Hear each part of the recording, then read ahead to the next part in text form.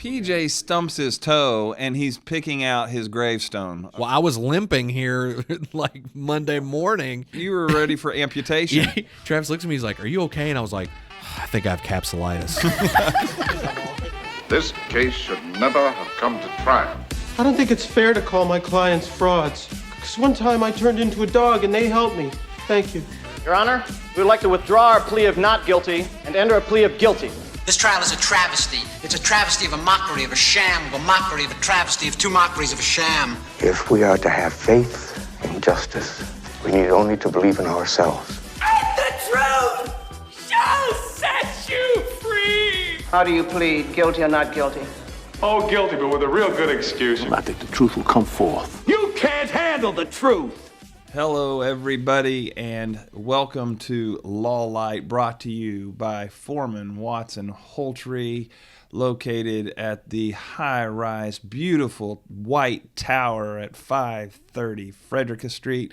I have PJ with me today, and he never can make it through the introduction without a chuckle when we talk about our office. PJ, how are you? I'm doing good. I'm just, I'm up in this beautiful ivory tower. Ivory tower. Hey, we are fortunate today to have another guest. We love bringing people on to talk to us about things that we've appreciated about them. And our guest today is very special to me. It's my wife, Missy. And Missy, say hi to everybody. Hello, everyone. So now Missy and I have been married nearly 4 years, 3.5 years, known each other for about 4 years. And when I met Missy, she was a traveling nurse. PJ, did you know that she was a traveling nurse, that she would just like take her show on the road? I didn't know that. You were selling snake oils, were you? Kind of like a gypsy? I didn't know you were traveling. I knew you were involved in the medical. She just dressed up in a nurse outfit and hit the road. Done Lite after dark. Yes. But no, I didn't know you were a traveling nurse. I knew you were in the nursing field, but I did not realize you were traveling. Right. My last traveling gig, I guess, was up in Lexington at in an emergency room, St. Joe ER, and I have to give a shout out to them because they are an amazing group of people up there, and they really work well together, and so it was a great learning experience. I learned a lot, even with my background of being a nurse for so long. Well, we'll have to get Missy back on the show just for an episode like Tales from the ER, but I mean, she has got some stories. Oh, I bet. And you would like a lot of them because they deal with blood and all that stuff. So, PJ, we'll get Missy back on. But we want to go a different direction. I was going to say, that's where the mistake comes in. I love fake blood and guts. I know, but I can't. Real blood and guts. Just in the last, because I know that could happen to me. And that's exactly what we're going to talk about today. Before I go that way, I do want to take, Missy, you decided that you were interested in what I did. I mean, you were always asking me questions about our cases, and it just so having the two worlds kind of meet because so much of what we handle in our cases is medical evidence and getting to the bottom of diagnosis, causation, what's causing these symptoms. And so we have a ton of medical records, and we need that information to be able to be better lawyers. And so you've come on board here as you studied and got your degree certification as a legal nurse consultant, right? Yes, that's right. From Murray State University. Right. Go Racers. And yeah, we pay a lot of tuition there, so we're allowed to say that. So anyhow, Missy comes on. You've been here now over a year, right? You started in July of 2018. Yes. So you're coming up on a year and a half. Mm-hmm. But she is our legal nurse consultant. And PJ, you said earlier when we were talking about how Missy was going to join us today, how much you appreciate what she does, because not only do her medical summaries, right? Mm-hmm. But also, she's right next door to you, and when you're editing video, you're able to talk. Like get it right. Yeah. Anytime, and that's what makes it real easy. Is anytime I've got a question about one of the summaries or something that involves, because I know there was one case where it was dry needling. There was dry needling involved somewhere. I could not figure out where it was at, but they had abbreviated it, and I didn't catch it. So I went into there to the office, and we were talking about it, and you're like, oh, it's right here. Yeah, that DN. Yeah, she's able to look at medical things charts like and that. see Yeah, stuff in it. I mean, makes it so much easier. There's a ton of stories about that. I remember the time that I was complaining that one of the staff members had included an antibiotic on a medical damage list.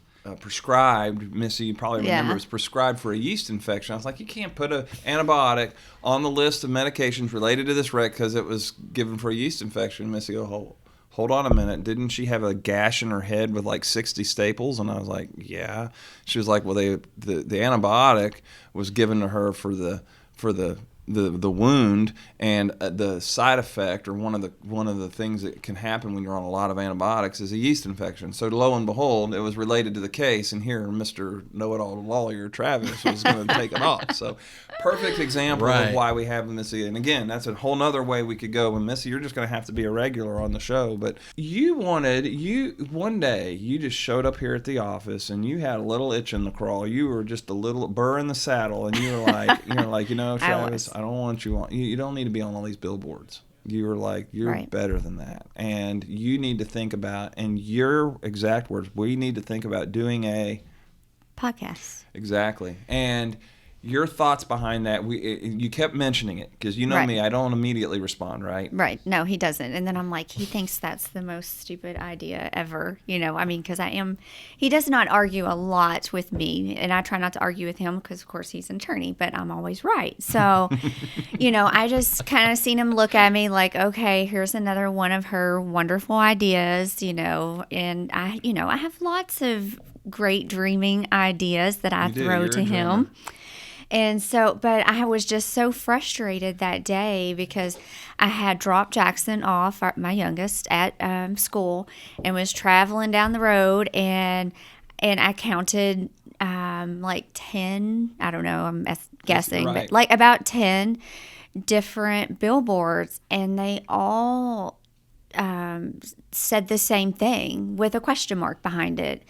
Are you injured? And I was like, my husband is better than that. Like, he works hard for our clients, and it just made it feel so cheap and impersonal. And the first thing I got in here, I was like, we've got to do something. Like, this isn't working for you anymore. Like, we need to do something different. What about a podcast? And he just looked at me. And I say that because I'm always hearing people come up to him saying, oh, you're the guy on the radio. You have a great voice for the radio. And people are always telling me, hey, I heard your husband on the radio. And he does, because he has a very distinct voice, I think. And so and a lot of insight. So I thought that would. Well, and so I kind of dismissed it at that point. Didn't forget it. Dismissed it, yes. And my go-to line is, well, I got cases I need to go look at, or I got emails to answer. Yeah. So I walk back down. But it came back up. It's where the vision for Law Lite, actually, the name, the vision, the whole thing. We were on a trip up to Cincinnati for Super Lawyers Banquet. And we were on our way home, and you asked me, you said, have you given any more thought to the podcast? And this is usually my napping time. Right. So this was a big deal that I was still awake So at it was this point. eating away at you. It was. To the point where you couldn't sleep. I couldn't. Right. That's I was right. like, we have to get through. I have to get through to him. So she starts pulling up podcasts on her iPhone. And look, she was like, there needs to be a podcast where you get to, she goes, Travis, you got so many stories. You got so many things you tell me. I mean, a lot of those, I used when we were dating, like, oh yeah, but I mean, always. They work somehow. A day doesn't go by that I say, hey, I had a case about that, or hey, I've had a wreck that happened right here. And I tell a story behind it. And she was like, you could make law entertaining. That was your exact quote. Yes. And we were at that Valera station in Fort Mitchell when you said it, and she was like, you can make law entertaining, and that's when I came up with the idea of Law Lite. And so at that point in time, I was within a day or two, I came back, PJ, and I walked in your office and said, PJ, we're going to do a podcast. Yeah. Didn't know what that meant at the time. You did a lot of research. I applaud you, and here we are. Thank you. A number of episodes into it, and now we have. I wanted to make sure before we got into it, and this one may be a little longer than normal, but who cares? We don't, there's no rule about that. But Missy was the reason that came up, and so here we are. We're well into this endeavor, and things are going great, and we're just going to continue to grow this thing. Thank you, Missy, for your vision. Yeah, I didn't know any of that. So yeah, there you go. Yeah. So, but let's talk with Missy. One of the things that's great about having her here is that I get to hear things, that I don't know go on during the day. All right. And I've always known, PJ, we've talked on previous episodes about your interest in filmmaking and the blood and gore of horror films and things like that. But what's so ironic about that is that, and it's kind of come up in a couple of discussions we've had here on Done Lite, is that you have a fear of death, and it's like none of us like to think about how we're going to die or things like. I mean, that's natural, but like yours is yours is way out there. Yeah, man. It's unnecessarily ridiculous. Yes, it is. It really is. Yeah. And so what we do is we roll a nurse in next door to you, right? And so have you taken? So let's start. Have you taken liberty by going next door and seeing Missy about certain concerns you have going on? I have, and it's funny because I remember when you first talked about Missy coming on, and I actually did tell you. I said, "Hey, I don't want you." I was like, "I know I have concerns about my health all the time. I don't want you to worry. I'm not going to bug her about it all the time." You said that. Yeah. And that did not last long because it's just, I could either WebMD it or Google it, which automatically, when you Google something, you're like, my toe hurts. And you look it up and it says, you're going to die. And Yes. I have two sides to my brain. There's the part of me that goes, wow, I'm probably going to die. And then there's the other side of me that goes, well, you might not. But the side of me that is concerned with the more severe side of the consequences of health usually prevails. So rather than WebMD it or whatever, I finally was like, I'm sitting next door to a nurse. It would be so much easier and I know I told Travis I wouldn't bug her about these things, but I've got a wheeze that won't go away, and I'm really concerned about it, or I've got this lump on the side of my body that just is kind of tender, so it's probably cancer, but maybe it's not. I should just ask. How worked up did you get? And Missy, you chime in here. I mean, the scope. I mean, was that there were, I think, some serious questioning going on about what there was some serious questioning about the scope, but to get the full picture of PJ being next door he is very, very polite when he comes in, and I can always tell he's like, do you have a minute? Like questioning me, and I'm like, of course, because I mean, I assume something's going on, and I like when people listen to me, and I'm here to help. So I'm like, what's going on? And he's like, so I've got this thing. And I'm like, okay. He goes, it kind of just started. I've looked it up. I think it might be a brain aneurysm. I'm not sure. And he's like, but, there's this noise in my neck, and it's just, and I'm like, okay. And I, of course, that's why I have 2 chairs in my office, so people can just come, sit down, and we can just talk about our problems. Yeah, counselor. Yeah, anytime I knock on the door, it's a 50-50. It's either work-related or it's not. But I always try to say, this has nothing to do with work. So. Yeah, or Amy thought that I should come in here, or Kelly sent me in here. Yeah, Amy was like, you should probably just go ask Missy about that. Was it a brain aneurysm? No, I don't think so. No, it was anxiety. It was anxiety. It's what it turned out. It's just I was feeling lightheaded consistently for about 8 months, and it would not stop. Mm-hmm. And I was just feeling woozy, not to the point of like tipping over or falling over, but just like, when you stand up too fast, you have that kind of where your blood rushes to your head, kind of. It was like that, but maybe a little lesser than that. Okay. Well, Travis tries to do that every morning while we're working out. I think just so he can get out of it. I've played that card a few times. I'm lightheaded.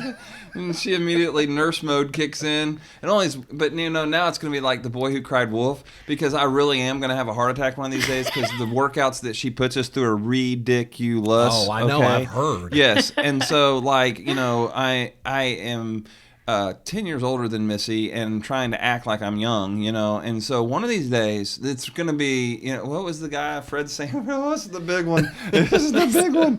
And it's going to be, and because I have used that card to get out of a leg workout or two, she's going to say, oh, come on, you're just messing with me, and I'm going to croak right next to her, and she's going to say, oh, you know. See, I had an aunt that went in for just a stress test. It was just a regular stress test. Like there weren't I can't remember why they were doing it, but there wasn't any hard and fast concerns about her heart.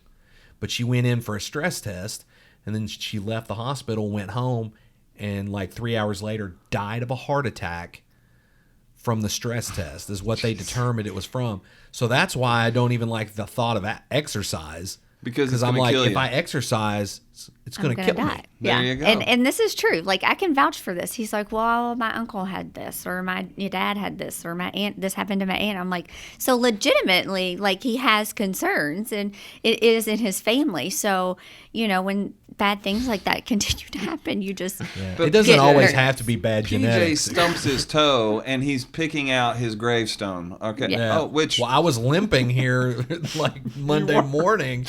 I don't know. It was you were ready for amputation. Travis looks at me. He's like, "Are you okay?" And I was like, "I think I have capsulitis," because I've already Googled it to figure out why is my toe hurting so bad. And part of me is like, it could be a blood clot. Hopefully it's just capsulitis. But then there's that part of my brain that goes, it's probably a blood clot, and eventually it's going to break through and go to your lungs. PJ, one of the main reasons I wanted Missy to join us on this episode of Done Lite, where we're talking, I think we called it Primal Fear, aka Burial Grounds, because of this whole discussion of death, which is what a gruesome topic, and you should be honored, Missy. I asked you to join us for this. Till death do us part, okay? That's right. That's right. All right, so it's part of the and deal. he already thinks I'm trying to kill him. So now it's recorded. So this is great. Okay. Yeah. So anyhow, we can't end without telling the story. And Missy was right in the middle of this one, because she knows how much you fear death and how you relate just the most minor symptoms to the grave. You put your name in a drawing here a while back. I did. I went to Real Hacienda, which we frequent. While I was in there waiting, because sometimes it takes 5 or 10 minutes for the food to come out. So while I was waiting, I look over and I see this little box for a drawing. And I think, well, to pass the time, I never fill these things out, but I was bored and I didn't have anything else going on. So I was like, I'll just fill this out and I'll put it in the box. Never expecting to win, because I never win anything. You like lottery or never, door prizes? Never in my life. Just never draw your name. Never happens. The unlucky. Yeah, it never happens. And then one day, I get this. I think it was maybe a month and a half later, to the point where I had completely. This was such a benign situation. Notice how I use benign, because it wasn't a malignant situation. But it was such a minute thing in my life that I didn't even it was a Facebook post when I first did it, or something along those lines. It was just it was really forgettable. So by the time I get this phone call, I didn't even remember that I had done this. So I get this phone call, and this woman says, "Hi, can I speak to Perry?" And that's my real name. I'm trying to get my name legally changed to PJ, but that's beside the point. Anyway, so anyway, I was like, "This is he." And she said, "Hi, I'm such and such." I think it was Linda or something like that. She goes, "I'm calling from Elmwood Cemetery. I just wanted to let you know that you would put your name in for a drawing for a free burial plot, and I wanted to let you know you had won." No. And I'm sitting there, and there's like silence because I'm like, why would I win a burial plot? And there's just this moment of silence. She goes, hello? And I said, oh, no, I'm still here. I'm just trying to figure out why I won a burial plot. And she goes, oh, well, about, you had put in you had filled out our little form at a restaurant. And I was like, that's right, I did. And she goes, yeah, so congratulations, you've won a free burial plot. And I was like, okay, well, that's weird, I guess. I don't know how I should feel right now, but all right. And so she's like, all right, well, we'll set up a date. You can come in and talk to us, and you'll get the certificate for the plot and everything. And I was like, okay, cool, thanks. She was like, just, again, congratulations on your free burial plot. Like, she sounded so happy that one day I'll be dead and buried in their backyard. That's right. And you won it, man. It didn't cost you a thing. Of all the things in life that Perry could win. Jeez. Right? Okay, look. There is not a better... Missy and I, when I told Missy this, I thought I was going to... You were sitting at your desk, and I said, guess what PJ just won? Right? And I said, he won a burial plot. And she goes, well, that's fitting for PJ. And then I was like, oh, no.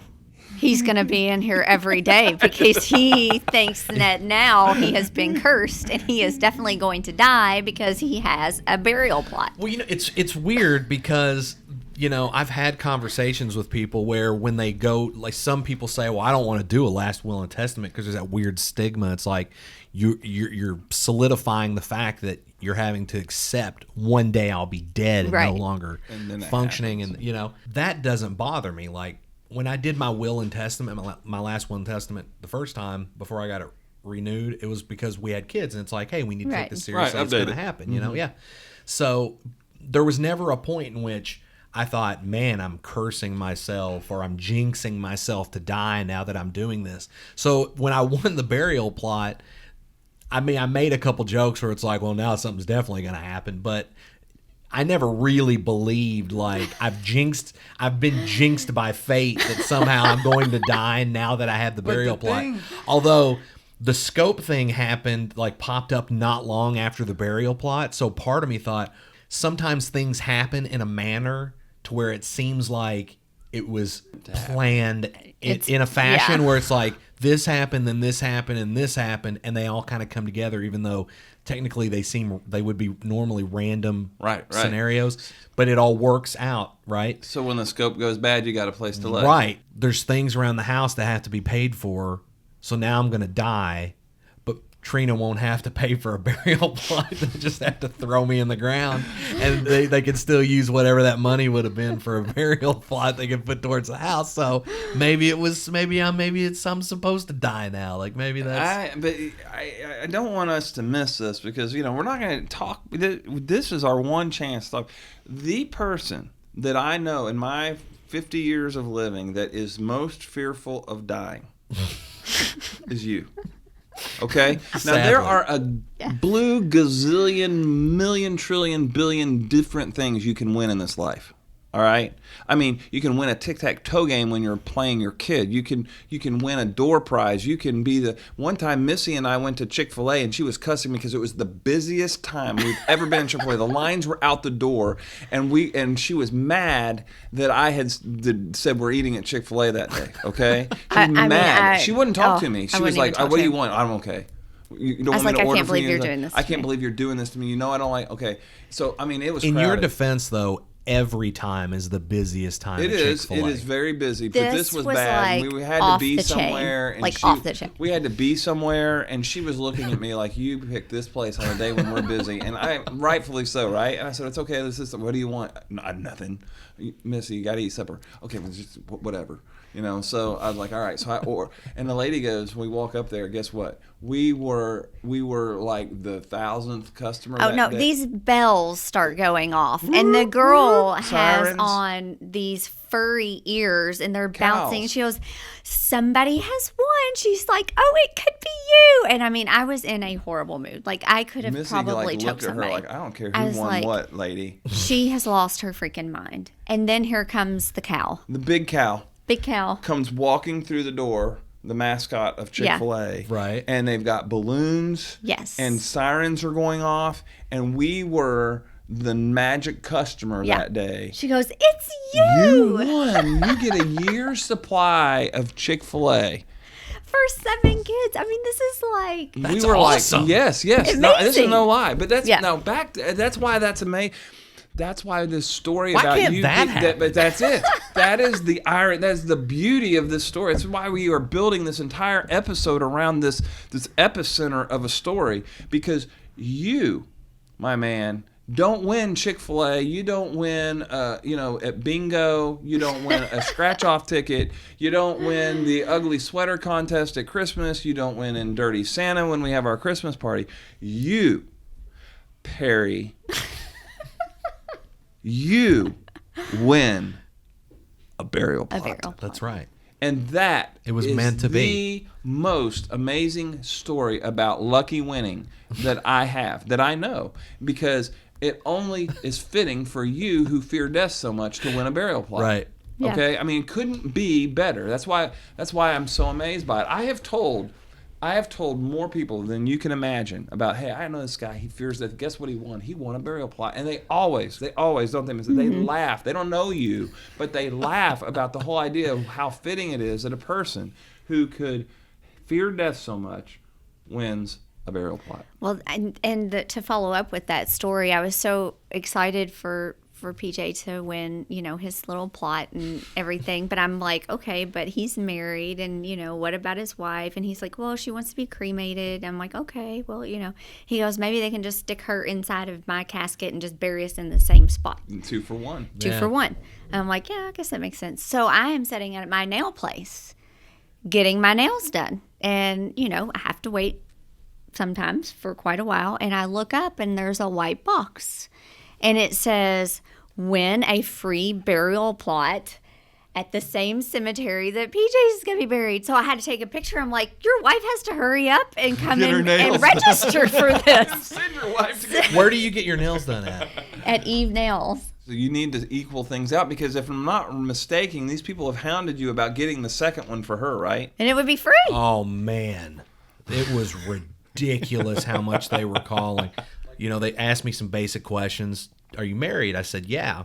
They said, oh, do you think your wife would want to come in here and talk to us? There's no obligation. You still get your certificate, da-da-da-da-da. And I was like, well, eventually she's going to be in the same situation, right? So, sure, why not? So then we tried to set up a day and a time. Well, Trina's on overtime a lot, so she'll go in super early, and then she'll get off like after 6 o'clock. Well, these people are wanting to meet like during the day. Mm-hmm. And I said, no, it's going to have to be after 5. They started like hounding me with phone calls. It's to the point, it got to the point where I just stopped answering the phone. Right. And then he had them saved in to his phone, so when they called, what did it show up? It was like cemetery people or something along those lines. So I still have the certificate, and they don't pick and they don't pick the plot out until I die. Being dead bothers me a little bit because I like being alive. You wouldn't look at the way I take care of myself and think that's someone who looks like they're happy to be alive. It's more like he should probably take better care of himself. But like, I really enjoy living. So I have a hard time fathoming, though, not existing. There you go. Ever again. So that bothers me a little bit. What bothers me most about death is how it happens.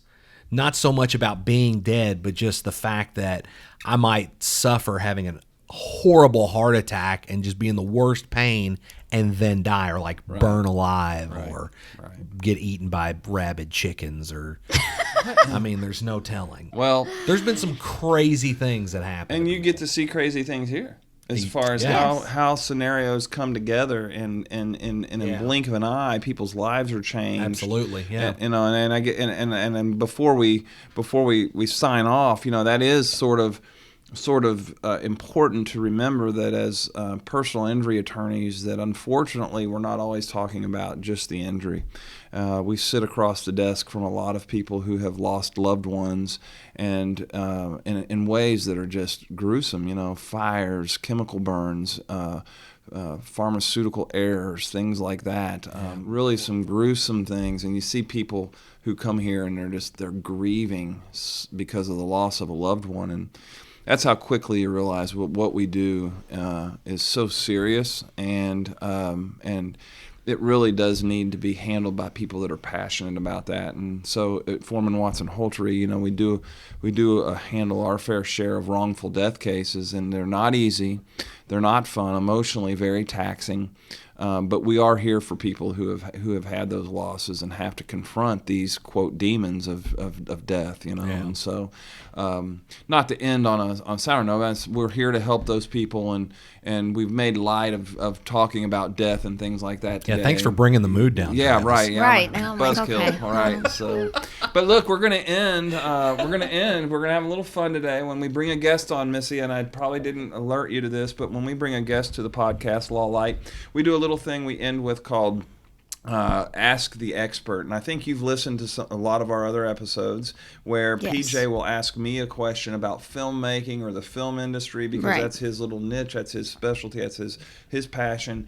And I ask him a question, a lot of times legal-based or law-based or case-oriented, and we try to stump each other.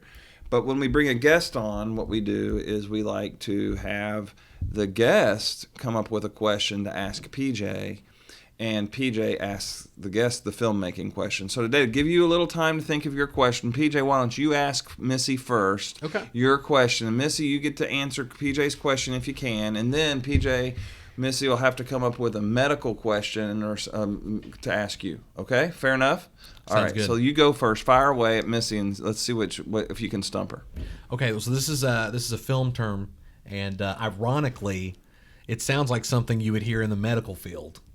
Okay. All right. What is cross-cutting?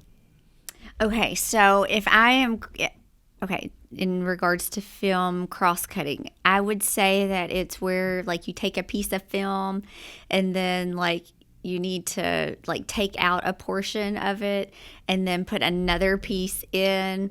So like maybe you just didn't like that take or something. So I would be like cross-cutting the film maybe and putting it together. That's a good guess. Technically, what you Splicing. described would be editing, just editing in general. But Fancy word for it. Cross-cutting. I thought cost cutters was like Kroger's or something like that. What's the word? Cross-cutting or cost? Cross-cutting. Oh, no. Not Costco. Okay. Go ahead. So what is it, Pete? Okay, it's cutting between different sets of action that can be occurring simultaneously or at different times. And it doesn't have to be happening at the same time. It's like, you're probably not real familiar with this movie, but in Saw 2, spoiler alert. No, I haven't seen. There's any things of the Saw happening. movies. Yeah, there's things. They're actually really good. They're very intelligently written if you can get past the extreme gore. But there's a storyline that's happening, the narrative that's happening in the present, and then simultaneously it cuts to another storyline that's happening that you're led to believe is happening at the same time the other storyline is happening. But once again, spoiler alert for anyone who hasn't seen Saw 2, at the end of the film, you come to find out that the other storyline actually took place much earlier. Oh, gotcha. And because through some of it is being seen through security cameras, it's just like pre-recorded tape. So that's the trick, right? Yeah. And All right, so if I want a good example of cross-cutting, Saw 2. I need to spend my weekend watching Saw 2. Yeah, we're not going to do that. No. There's 7 Saws, and they're in the process now of making the 8th Saw, and it's got Samuel L. Jackson. This is SAW, like bone-cutting saw. Right. It really is like a lot of... I mean, here's the thing, though. If you're not into horror films or if you're not into, like, blood and guts, it'll definitely turn you off. But the story and the characters that are there are really well done. Oh, okay. Because there really is like a good story happening. Just a lot of people have a hard time with that franchise because there is a lot of like extreme, explicit gore and blood in it, because people have to hurt themselves to, like, get through traps and puzzles and things. Okay. Yeah. Well, Missy, cross-cutting was Good times. Cross-cutting was I'm a little scared. I know. You're sitting. He is your neighbor down the hall too. That's right. And he likes Saw movies. Yeah, So exactly. Well, let's So- see if you can stump him. All right, so this I feel like I have an unfair advantage because I mean anything that could go wrong medically, PJ has looked up and researched. Oh, that's so right. He I may feel already like he know has this. like some kind of unfair advantage It's against possible. me. WebMD. It's possible. It's yeah. Okay, so we're just gonna do a word. Okay. Like medical terminology. There we go. Okay. Fire away. And of course we probably could read some of these in our records, but idiopathic. It's when a patient is pathologically stupid. I would totally agree with you. However, I felt like this was a good word for you. It's of unknown cause, so they really don't know what's causing. So you could have an idiopathic headache. Exactly. You don't know what's causing You don't know the what's headache. causing the headache, or you don't know what's causing the toe pain. I was literally getting ready to say my toe pain is idiopathic. Every time you Just an complain now, buddy, It's idiopathic. we're going to say it's idiopathic. Yeah. It's all idiopathic. It's all idiopathic. Awesome word. Perfect for you. Yeah. Yes. All right. So there, she helped you. I'm with this pathologically Stump the stupid. Expert No, question. no.